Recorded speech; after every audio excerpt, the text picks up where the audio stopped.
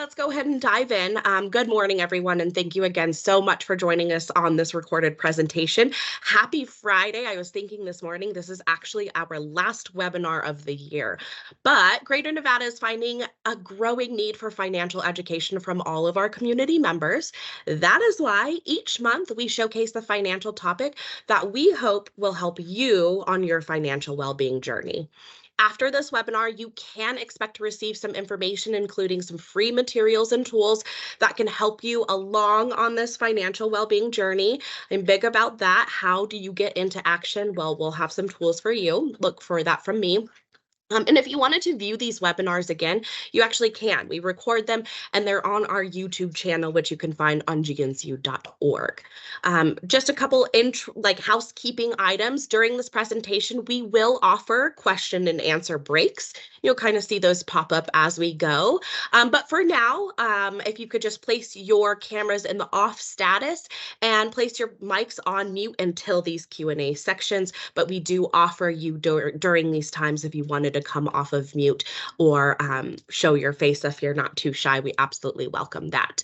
For more of an anonymous alternative, you can absolutely type your questions in chat, but if you wanted to anonymously kind of send them, you can send them to GNCU for Greater Nevada Credit Union, financial acceleration at gncu.net. Let me actually go ahead. I'll pop that in the chat for you in just a moment. Joining me today is going to be supporting me in my Q&A sections is Michelle Hale, our Community Outreach Manager. So if you see her pop up, she'll help us with that. So I guess just a little bit about myself. I am so happy to be your presenter today for Debt Management 2. My name is Saray Helms, and I'm the Financial Education Specialist here at Greater Nevada Credit Union. To share a little bit about myself and I guess my journey here at GNCU. I am a native Nevadan. I'm a local Renoite. That's what they call us. I live in Sparks with my senior dog and cat. So I also apologize if you hear them in the background. I try to keep them tamed as best as I can. I started with Greater Nevada back in 2015, and I thought this was my college job. I was going to study to be an educator, so that just kind of worked out to be a financial educator now. So over the last 8 years, my passion has become to empower people with their personal finances, and I'm proud to now be a financial educator and coach. So we can go ahead and let's dive into Debt Management 2. I will, before we start, I'm going to put that email. Oh, thank you, Michelle. She's already got me. That email is in there for your question and answer section. So let's go ahead and get started. I'm going to pause here on the very first slide. This QR code is a financial well-being learning survey. And if you could just take a few moments to scan this on your phone, and as we go along through the webinar answer, it's a couple quick questions, but this actually helps us plan our content for the next year and just be able to do more and more of this. So we really appreciate if you're able to do that. Actually, we planned our 2024 webinars completely based on the feedback from our community. A couple things that we're going to be learning today. Oh, my slides are running a little bit behind. I hope to take you a little bit in depth from our Debt Management 1 class, but if you didn't take that course, you absolutely can still continue today and take a lot of the tools that we're learning today, okay? So a few things that we're going to learn there. Let's go ahead and get started. Let's start walking through our debt management journey. So the first thing that I like to preface with is I'm just going to throw these statistics on the screen and you can kind of take a look at those. But 77% of Americans are in debt, and actually around 70%. It says that they feel as though they're living paycheck to paycheck. There's an average debt on there. Nevada is listed as the second highest state, and we just reached to $17 trillion in debt in America. So long story short, if you're here, you're not alone, okay? So all of us have debt, all of us have borrowed, all of us has this in life. And before we move on to the next slide, today is really about getting rid of the guilt for you, really congratulating yourself for being here, learning, and making initiative to step forward. So just reminding yourself that you're absolutely not the only one if you feel stresses along with these debt. That's why we're here today. Okay. So I did want to talk about the good, the bad, and the ugly. Common types of debt. Is there a good debt and is there a bad debt? And we often hear this. I would say that typically with in the financial industry world, you'll hear the phrase that mortgage and student loan debt is good debt because it gives back to you. And it does.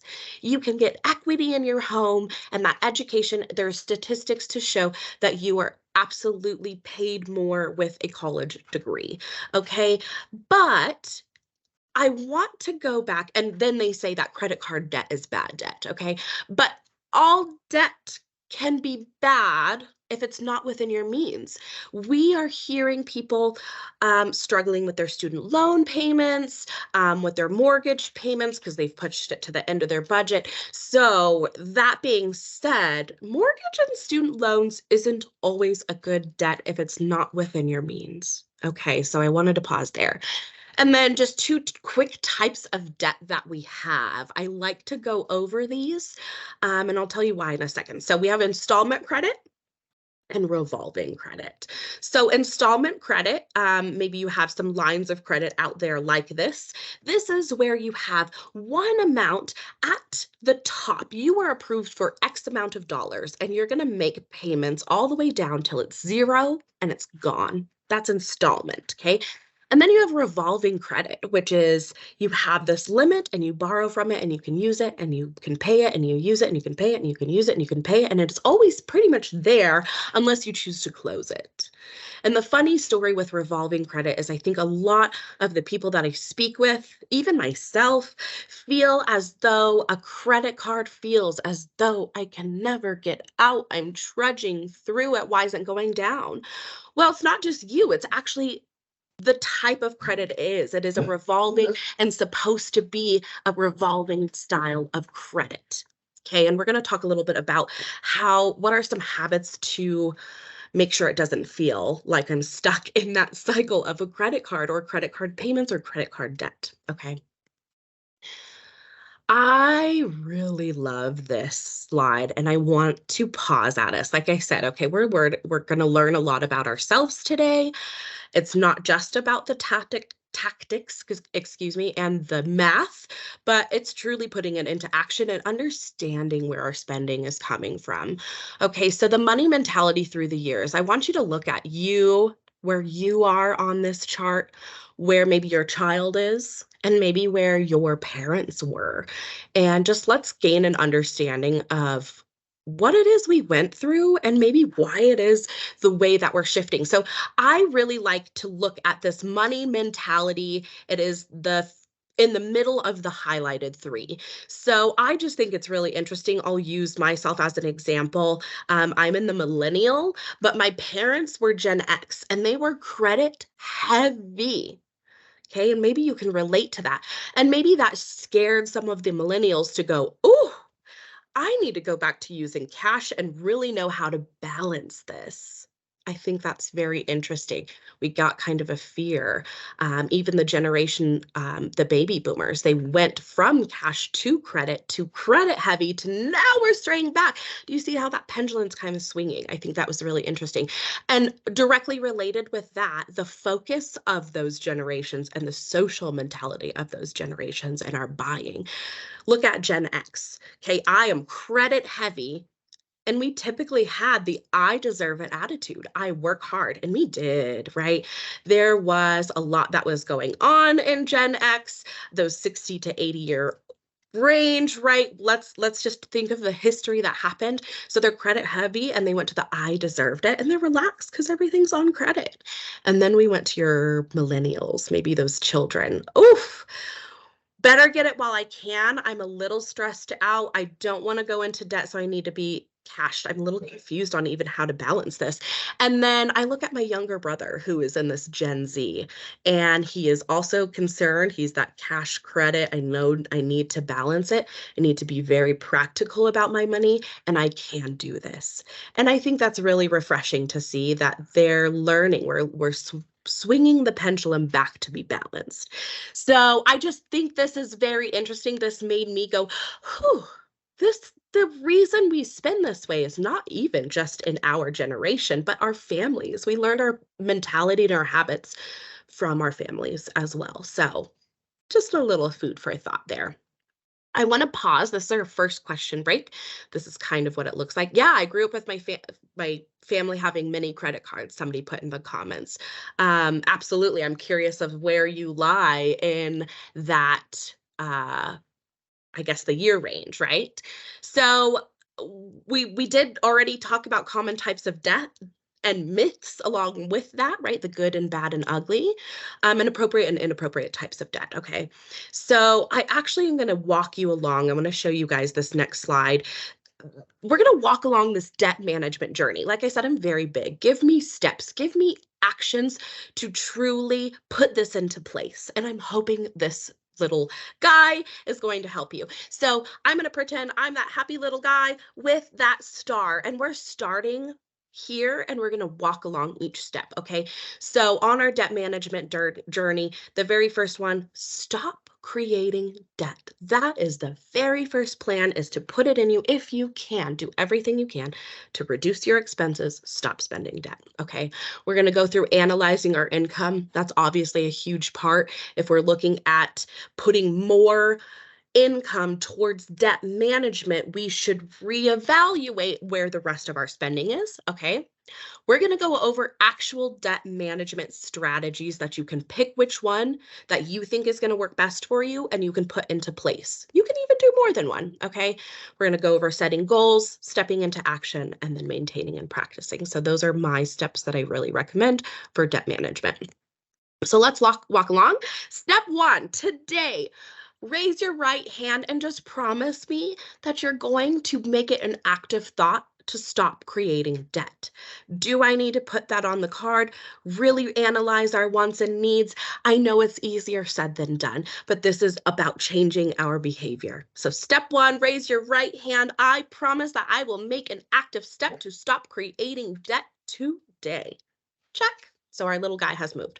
Let's move on. So as I did say, I know budgeting and spending plan seems pretty basic, but you're going to feel so much more powerful knowing where your money's going and how much extra you can put towards your debt management. And along with our first step of, we're going to talk about not only reducing expenses, but the optic is there, can we get creative and increase our income? So I like to look at spending plans of how much should I be spending? So on the screen here, this is what we should be spending. And now go ahead and pause and take a deep breath, because I will actually be sending you an Excel spreadsheet where you can put your dollar amount in, your income, and it calculates this for you. Now, I will warn that it doesn't calculate your taxes and you would need to calculate that manually out of there, but this is going to be a great tool to see a general idea of how much you should be spending. It'll turn red if you're over. Okay, so 35% should go towards housing, 15 to 20% towards transportation, etc. I really want to break down of where this recommendation comes from. That 35% housing was a general idea that came from lending. If you were looking to rent or to buy a mortgage, that lender or renter would calculate and would not be able to put you in that home if it was more than 35% of your monthly income, okay? So that's where that comes. If it's less than that, that's great. But okay, let's take a look at today's cost. Okay, I'm going to be real with you. I am honest with you of, I feel that things are more expensive. We feel that things are more expensive nowadays. Okay, so I just wanted to look at this of what maybe some people are truly facing and why we have increased stresses along with debt. So Housing. Housing a couple years ago had been approved to where now that lender can approve you and put you in that home if it's up to 50% your monthly income. Ouch. That was great because a lot of people then went, yay, I can get approved. But now let's look at their wheel. Housing is very expensive now. Absolutely. I was born and raised in Reno, and just watching our housing market as it is right now, right? I am with you. I feel you as a single individual out here. So our transportation expenses are averaging up to 25%. Okay. So that is really squishing your wheel very small to fit any other expenses in there. So my biggest recommendation is when you do this, try to not push your housing to that 50% and try to not push your transportation to that 25%. Okay. I drive an old car and I love the luxury of being able to off-road and not worry about a door ding. But that's because my housing is more expensive, right? And so I'm kind of balancing there. Maybe that I also like to pause to go, I had this gentleman, he was a student, and I love his story. It was a great example. He was approaching 16, about to get his driver's license, and his dream car was, he had to have his dream car. And he was pushing, right, for his young 16-year-old part-time budget. That car was going to be nearly 25% or more of his monthly income. But it was the best part of his day. He loved driving that car to and from school every day. But how he was able to fit that in is he stays with his parents longer. He has additional roommates after, right? To keep that housing cost a little bit down. So there is flexibility when morphing this, and I really encourage you to get creative. Okay. But wanted to pause there. So yes, to kind of gather our last step for the analyzing debt and spending is, number one, I'm going to challenge you and just see where you stand. You should know your ins versus your outs. Okay. Next, consider increasing your income.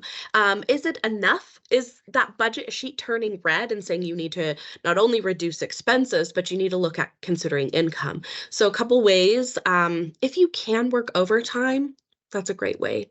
Okay. If you have the luxury of working overtime or additional work, you can. I know a lot of people are loving the DoorDash or those types of jobs where you can do it on your own time, on the days you want, on the hours you want, but that's immediately a $20 extra payment or $20 extra paycheck is a $20 payment towards your debt. Okay. And that will add up and it will count. The next thing, I love this, and I personally do this. I consolidate and sell items all the time. I guarantee you could probably look around your house and find a couple things that you could consolidate or get rid of that maybe you're no longer using anymore.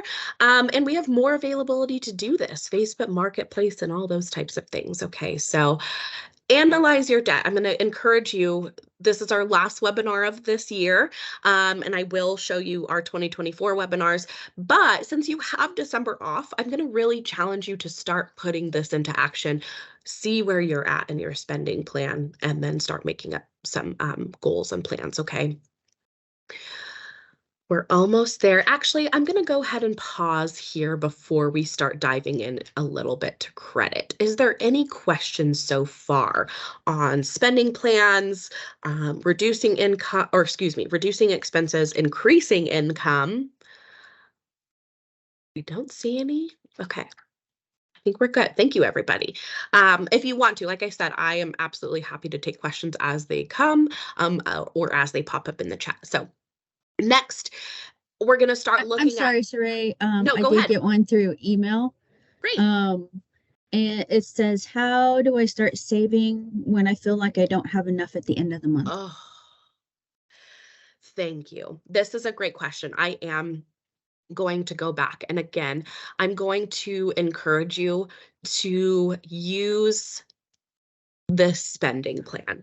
Now, we see a lot of people that are going, how could I even save if I am feeling as though I'm going into debt, or if I have debt to consolidate? How do I save and consolidate debt at the same time is kind of what I'm hearing from this question. And we're going to get a little bit into it.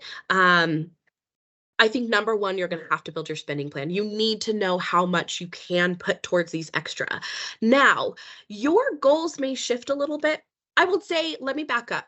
Savings is absolutely important. You should always try to do it first. You should always put and treat your savings like a bill. When your time comes to pay your bills here, savings should be the first one you pay into. We work really hard for our money. And I, for the last 2 weeks, am absolutely going to make sure I put towards my vacation fund, okay? Because I worked hard for that. So I really encourage you to shift your mentality to pay yourself as one of your bills first and add that into your spending plan.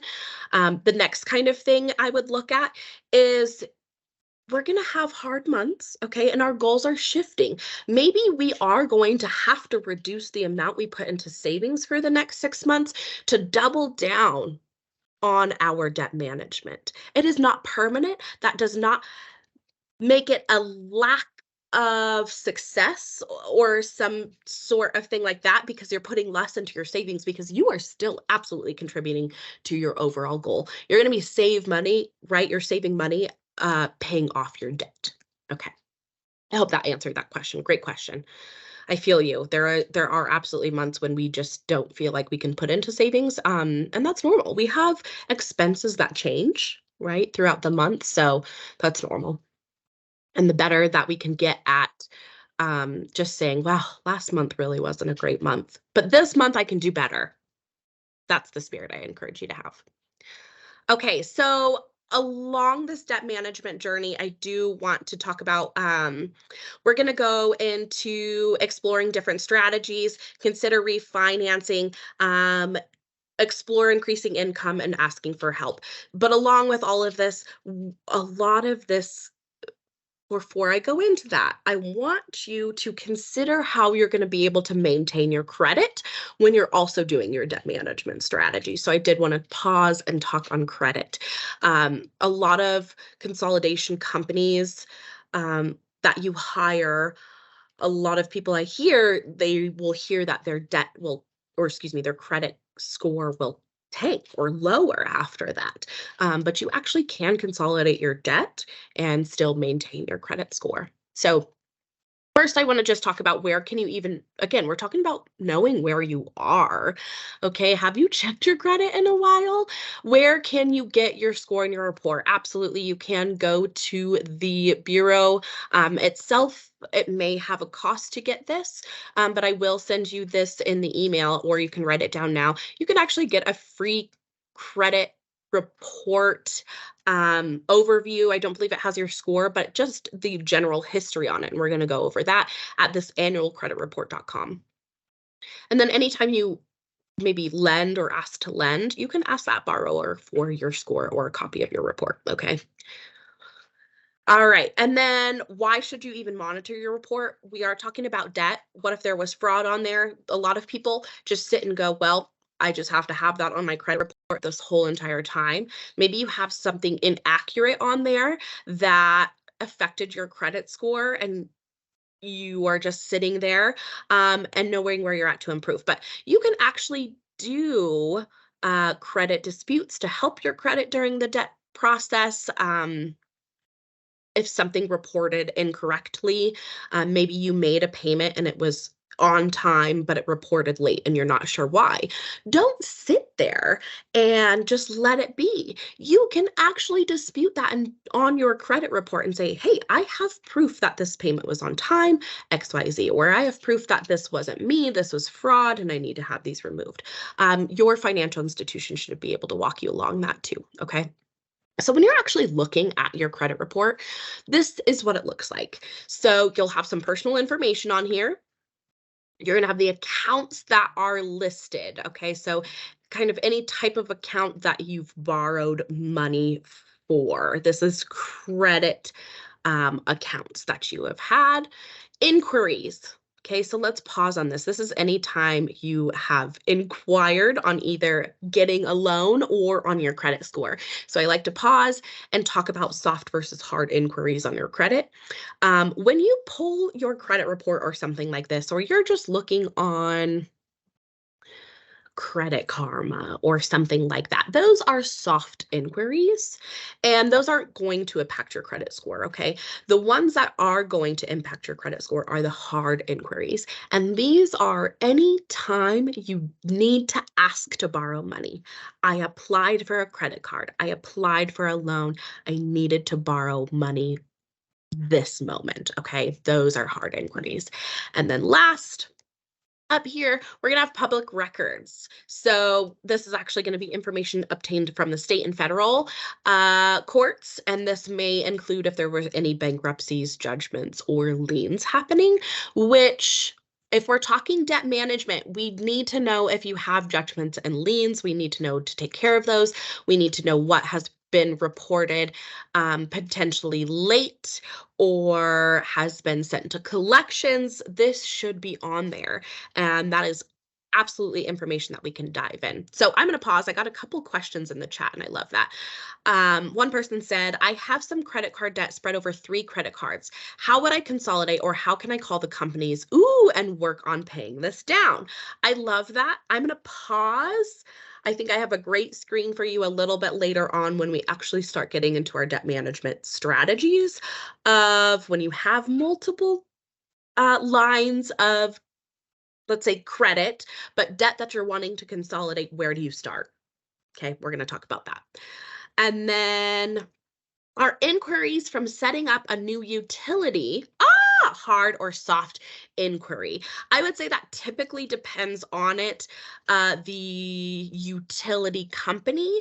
I would say most of the time it's going to be a soft inquiry because you're not asking to borrow funds. Now, let's talk about if you have a utility bill and you don't pay it and it goes into collections, then is that going to report to your credit as a possible, has been sent to collections? Could be. That could negatively impact your credit. But I'm pretty positive, I would say, from most utility bill companies, they're going to have a soft inquiry. But ask. If they ask for social security number, it is more than likely a hard inquiry, which is very true. But you can ask those companies. Some, I would like to know why they were doing a hard inquiry, if you're just setting up a regular line or something like that, right? But great question. Ask before. No problem going, hey, is this going to be a hard or soft pull on my credit? I hope that answered. I don't know if it's exactly the same every time, right? Okay, something that's not found on your credit report to hopefully give some peace of mind is your medical history or records are not going to be on there. But I do want to pause there. Again, if there was a payment that went to collections, you could then be seeing it go and get sent to collections. That's when it negatively works against you, okay, is when those payments get sent to collections. Buying habits or purchase history, I don't know what you buy, okay? I just see typically where your credit card is and that amount limit. Checking and savings, I don't, I get a lot of people go, well, why didn't I get approved for that credit card when I have X amount in the checking or savings? And actually we don't see that, or the creditor doesn't see how much you have in your checking and savings all the time. And then typically we're not going to see all of your income and asset information unless, this is where I like to argue, a home is an asset. And if you still have you're asking to borrow money for a mortgage, it could be on your credit report. So I hope that helps there. Okay, so now I'm going to go ahead and pause. I do have a couple questions, which is great. We're about to get into a little bit more in depth on those debt management strategies. I think we got to the basics. Okay, we're prepping. So let me go ahead and pause and take a look here. How long in general does the impact of an inquiry affect your credit score? Ooh, I love that question. Again, I won't say that there is a time limit or a score limit. I have had people have their credit not dip at all to, I don't know, 30 points. I can't even say an exact amount. How long depends on you. Okay. How long depends on how you are making positive payment history back. I would say to see a change, or let's just say change in your credit, 3 to 6 months is typically what I would say. But again, great point in the comments. It does depend on how many inquiries you've asked for. It absolutely depends on a few other things. And I hope getting into that, I I can show you another slide where how your credit is weighed. And a lot of that depends on, are you going to make your payments back on time? How much are you borrowing, your DTI, et cetera, et cetera. So can't put an exact amount because you could be a lot faster than somebody else, depending on your positive history or your positive habits, right? It could take you a lot longer if you're paying the minimum balance, if you're not paying or you're paying late, right? So it depends, but I would say typically here we say you can see a change in your credit in like 3 months, 3 to 6, as long as there's positive. Okay, I hope that helps. All right, let's actually get into these debt management strategies. So for that question of you had multiple different credit cards, how do you start? This is the one for you. So debt management strategies that we're going to talk about today. The ones in the green we're going to go over, okay? And even the orange one, I'm going to tell you steps on that one. So we can make additional principal payments on our cards, or maybe it's a loan on our lines of credit, okay? So you can make principal payments and put more towards that. Now we're going to go over, what if you have 3? Where do you start? Yep, we're going to talk about that. Next, what if principal payments maybe isn't feeling like enough? Do you think about consolidation options? Are you thinking about a consolidation loan, a credit card transfer, or maybe even refinancing would help you in this type of situation? So I'm going to consider refinancing, under that. Recovery plans. Okay, we're going to talk about managing collections and, like I said, credit building while you are managing your debt. Okay. And then if you need additional help because you're facing eviction, foreclosure, or seizure of goods, or bankruptcy, we're really not going to go heavily into those today. But we can help you out with that, right? You can always go to your institution that may need additional lawyer help and things like that. But the other 3, absolutely, you can tackle yourself. Okay, so I hope this helps that question here where you had multiple credit cards. Where do you start? Oh, and you even mentioned it. Great. I've heard of the snowball theory. And this is exactly it. So we're going to talk about, these are the 2 principal methods. When you are looking at paying more on your credit line, and maybe you have multiple, where do you start? What's good? I'm lost. I have 3 of them. Totally understandable, and I hope this will loop you back in. So we're just planning to make additional payments on our credit cards. You can start with that, either one. And I'm not going to say one is better than the other. I think whichever works for you is best. I will say mathematically, the avalanche method makes the most sense because you are paying the debts with the highest interest, which is then going to save you the most money in the long run. Okay. So with this method, you would take all of your lines of debt and you would list them from the highest to lowest interest rate. And the one with the highest interest rate is the one that you are going to focus on. You're not going to ignore the other ones. Never ignore, right? In this process, you're just going to make maybe at least the minimum payment. If you can do more, I always encourage, but at least the minimum payment on the others to really double down on that highest interest rate. Okay. The next one is the snowball method mentioned in the chat. This is my personal favorite. So again, doesn't necessarily mean that it's not mathematically the best. If it works best for you, that's the good debt management solution, okay? This is when you're going to take all of your debts and you're going to list it from the smallest balance to the highest balance, okay? And the smallest balance is the one that you're going to work on first. And the reason that this works for me, again, not ignoring the other cards, making payments on those, but we're paying extra, at least a set amount on this card every single month. So, and by focusing on the smallest debt, you can pay that off quicker. And one, that's going to give you, yay, I can do it. I can celebrate that win. And I'm going to get that little small journey, I guess that success feel to keep me motivated and going. That's why I like the snowball. I really like to focus on that short-term goal. I guess it helps me. So then I would move on to the next balance. Or if you wanted at that point, then switch to the highest interest. But I hope that helps you kind of weigh your options. Are you going to go with the highest interest or your lowest balance first? Okay, and soon when you pay off that snowball, now you have a whole card that's free and you can take that payment and snowball it into the next one, okay? I hope that covered that. So now I want to go with you should actively, let me pause. Principal payments you can actively do now yourself. No one needs to do that for you, okay? Don't have to pay anybody. This weighing debt consolidations options you can also do for yourself, but it takes maybe a little bit of help from one of us.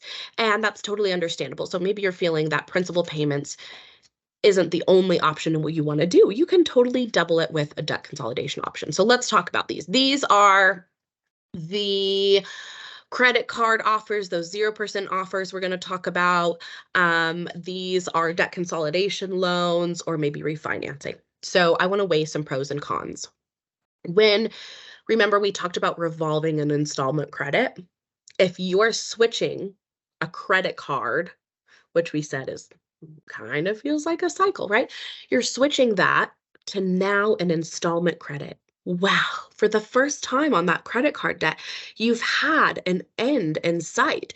You have an amount you are going to pay down to zero.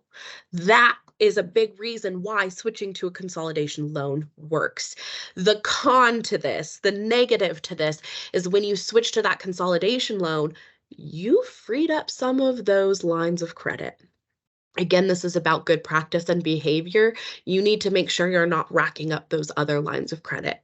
Okay. How many times we've seen people switch to a consolidation loan, now their credit cards are open and they rack up their credit cards and now they are in even more debt than they were before. So really being careful and making sure when you do a consolidation loan, you are raising your right hand to change your habits. Okay, like I said, we're making actions today.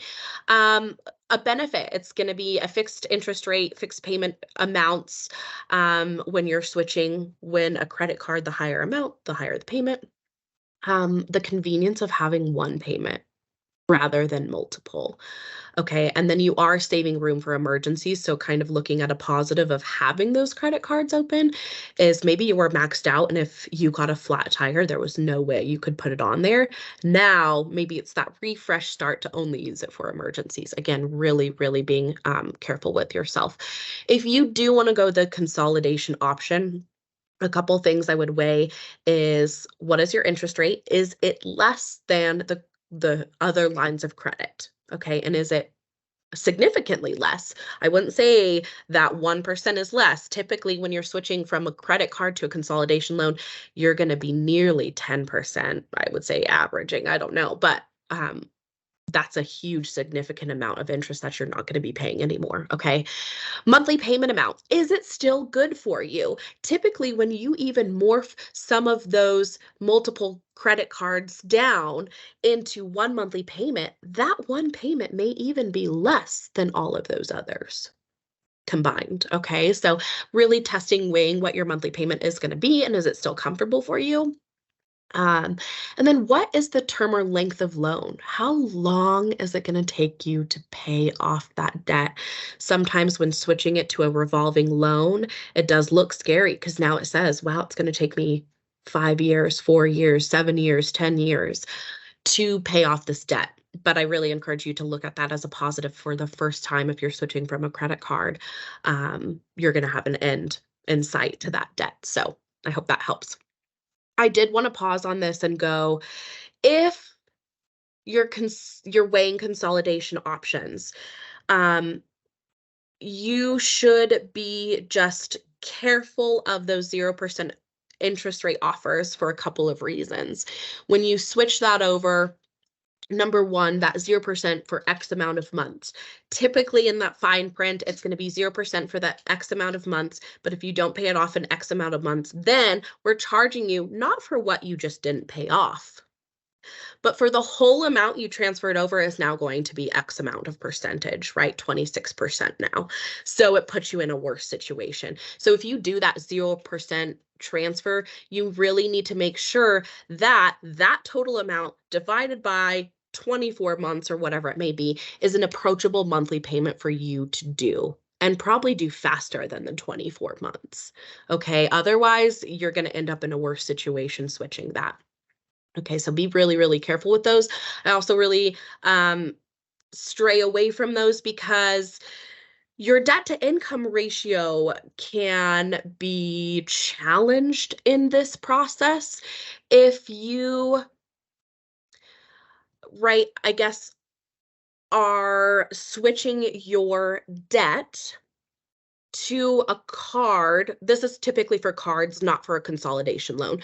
If you're switching to that 0% card, let's say that 0% card has a $10,000 limit and you transfer over all 10,000 from your other cards, you're now at 100% utilization on that card when maybe you were lower utilization, maybe 30, right? We recommend around 30%. So just be careful again, that could affect your credit negatively because the second contributor to your credit is how much you owe, the amounts you owe. And if you're owing 100% of that utilized card, that may affect your credit. I hope that helps. I hope that helps. Okay, next up, there is a question break. Woo! Okay, so that hopefully went over, we did go over principal.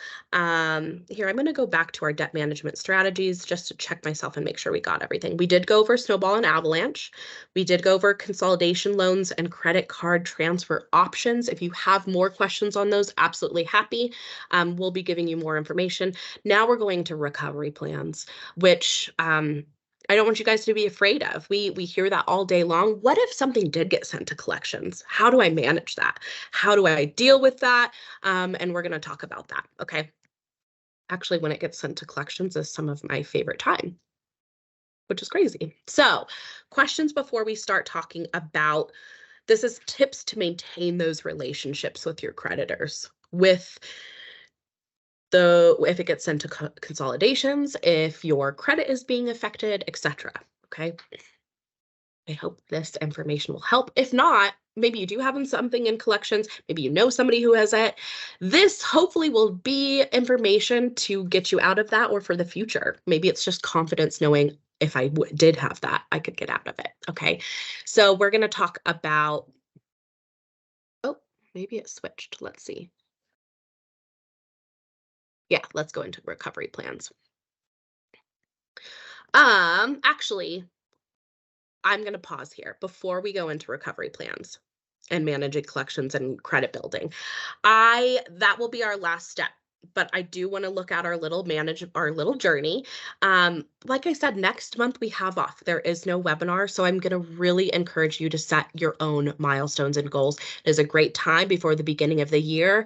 I'm going to have you raise your right hand again and say, in December or by next paycheck, you will be setting goals and milestones to start your debt management journey. Okay, and you should have selected a debt management strategy to start practicing. Okay, next, again, raise your right hand. Promise me that you're going to step into action. You're going to stop creating debt, number one. You promised me in the very beginning of this webinar. Number two, start now. You have the information now, and I'm really going to encourage you to start on your next paycheck. Okay, it's the beginning of the new year. What a great time to start. So please promise me you're going to make an attempt to start, okay? So at that point, now let's go ahead and learn how to maintain and practice, okay? We're almost done, you guys. I promise. Thank you so much for your patience. Again, just a little bit of encouragement. I know debt can be really, really scary, but remember your goal at the end of this. This is Maslow's hierarchy of needs. And at the very top of this triangle is living your best life. Imagine that, dream that. We deserve that. And so when you're budgeting, this is a great look at what you should maintain, okay? You do deserve your best self, and we're going to work towards getting that by consolidating our debt and getting back to what we want and need. Can you imagine that freedom of having debt off your shoulders and finally going, I can have that vacation I wanted, or whatever it is. But I want you to visualize your best self, okay? And for this next year, for this next paycheck, put into action right now, okay? So before that hopefully leaves you, but if you want to stay, I really encourage it. We're going to talk about, yes, those recovery plans, as well as giving you some tools and tips at the end. I know we're approaching time, but when you are maintaining relationships with creditors and collectors, this is one of my favorite times. Actually, when it comes to collections, and we're going to talk about why. Number one, be proactive. They're looking for a proactive behavior. Like I said, they're looking for that raise your right hand. I have promised to change my behavior. Okay, show them that. Next, don't be afraid to ask for help. If it's too much, come in, call them, negotiate with them. Say, hey, I'm really behind. Can I potentially make a payment plan to pay this back? They would love to hear that, okay? Rather than you not calling, they would love to say, yes, well, let's talk about how much you can afford, okay? Have a game plan when you go in there to talk to the creditors and collectors. And again, show them that you are really committed. You are here. You're not afraid of that phone call anymore, okay? When you are approaching a phone call with them, step one, deep breath. You're going to stay calm. You are in control, okay? You have a game plan when you go in there. And I'm going to pause there. When I talk about having a plan, the reason I love when it goes to collections is there is a great movie about how it used to be on Netflix. It's called Buffaloed. Buffaloed. It talks about the debt consolidation plan. Basically, what happens with when it gets sent to a collections agency, that, let's say, financial institution, bank, whoever it was who has the debt says, you know what, I'm chalking it up as a loss and I'm going to sell it to the creditor. I've tried calling, I'm not getting it. It's a loss for us. Okay. So now they're going to sell it to the creditor. And the benefit for them is the creditor can continue to call and they continue to try to get you to pay. Now, what has happened is the financial institution or whoever had that debt has sold that debt to the creditor for pennies on a dollar. Typically, it's much less than the actual amount. So when they're calling you going, hey, this is in collections, this is in collections, this is in collections, almost anything they get from you is going to be profitable for them. So you can negotiate and make game plans and put the payment in your hands. Say again, I would love to pay this back, but I can afford X amount every month. Okay, put it in control for you, and they're willing to work with that because that's typically profit for them anyway. Okay, so my next step is know when to settle. Okay, we're going to talk about knowing when to settle of, yes, that sounds approachable for me. Yes, that is good. Okay, I have down here in kind of italicized writing. Now, if you do plan to do this negotiation process, you could even say, man, I own $300 in collections. What if I gave you $125? Split it. Whatever it is, okay? I can pay $125 right now. Could you close that and accept that? Again, they've made profit. They may close that. You need proof that you close it, get it in writing, but down here in this italicized, when your debts are settled for less than the full amount, 300, and I did 125 instead, whatever that difference is and what was paid out versus owed, that amount, if the debt is waived, it's considered income by the IRS on your taxes. And you're probably going to get a tax form called the 1099-C where it states this. Still, weigh that option. Is it better for you to try to get that consolidate or that collections closed? Okay, maybe it's not that much. If it's over a certain amount, it's reported as income, but you're in control when it goes to consolidations. So really not the time to avoid it, because it's the best time you are in control. So go in there, stay calm, get a game plan, know when to settle, and the next is knowing your rights. Oh! As a consumer, you have rights that protect you. And the one that I really want you to pay attention to and look up is the Fair Credit Collections Practices Act. This puts acts and things in place to protect you when you are paying off your debt or when it is in collections. Okay, this sets laws and limits to protect you on that. So really look at that. When we talk buffaloed happened a while ago, and now we have things in place to protect us as consumers for that. Okay, we are finishing up here. I'm so sorry. I know this one ran a little bit long. I like to have us done early. But again, while you're weighing your or paying off your debt, it is possible to build your credit. Okay, so again, looking at this 38%, that number one contributor to your credit is whether you're paying on time or not. Okay, so pay on time, set alarms, whatever you need to do. Okay, the next one is amounts you owe. Really think about and make sure you're not at that 100% utilization. Get your utilizations down on your cards around 30%. That's going to completely increase, or I would say, hopefully, you should see an increase in your credit when you do that. That's a great goal, is to consolidate. Maybe you're not getting to that 100% mark, but you can get to that 30% utilization mark on your card. That's great. Okay, length of history. How long have you been together? How long have you been friends? A lot of people ask, do I close or do I not close this credit card account? Typically, my answer is do not close it, because how long has that relationship been? They're your longest reference. Okay, you can talk about how great your relationship has been, how long they've been with you, et cetera, et cetera. And on the other turn of that, start building those good relationships. If you have a credit card out there that you're not using, you're not talking to them. What's your history like? You should get a better history. Become a better friend. I always explain this as a friendship, okay? How would you want to be treated? 7% is new credit, so really stop that applying. Make sure we're not applying a bunch and really go in with a game plan if you are doing consolidation. And then 5% is just that types of credit. So your revolving versus your installment, okay? Consolidating. And congratulate yourself. Our little guy made it. He's going to maintain and practice. He's going to stop creating debt. He's going to choose a debt management strategy. We're going to set goals for this next year, and we're going to step into them. Okay. By next paycheck, I'm challenging you to make some kind of plan, take action. And this next year, I'm really going to have confidence in you that you now have the tools to maintain your debt, right? Debt is normal. We all have times. We learned that you are not alone. We have times that we borrow money. That just happens. Now, you should feel confident of knowing how to get out of it. Okay, there's always times we're going to have debt and go down and have debt and go down. Having the confidence to get out of it, I hope you have today. So I will leave it with that. We have a few minutes for questions afterwards.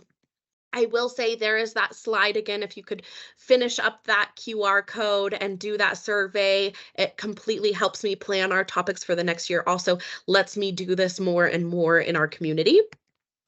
And then I do want to pause and put our financial education topics up for next year. These are live. You can RSVP for them. A lot of these topics did come from your feedback in the survey, that these are the topics that we're wanting to cover again. Seems to be the most important topics. So those are up. I also want to tell you, I'm very excited. We're adding additional webinars. So we are going to have a nighttime webinar. I am switching them from Fridays to Wednesdays. So we'll have webinar Wednesdays. You can catch me in the morning, and I'm offering a nighttime one for you and your partners, your friends, your family to catch the subject again. So I really hope that helps, adding additional time frame next year. And then again, look for, I will have a email coming out to you, which will have more information and resources, but this QR code, it's a different one. This will scan, you guys. Today's whole presentation was built on the free resources and tools that Greater Nevada provides. So one of them being we offer free financial counseling, you guys. We offer free financial counseling and coaching on debt management, on spending plans, on many things. So if you scan that, you can get there. I will also be sending you the link. So with that, I will just say thank you guys so much to you that made it on this Greater Financial Wellbeing webinar series. Congratulate yourself and give yourself a pat on the back for taking steps towards being or having a better financial well-being. And then for those of you that would like to know more, we will be sending out a follow-up email with that survey as well as more information on this month's topic. But if you did want those more wellness resources, or if you want to watch this webinar again, you can go to gncu.org and hover over that resources tab. Thank you, everyone. Have a greater day.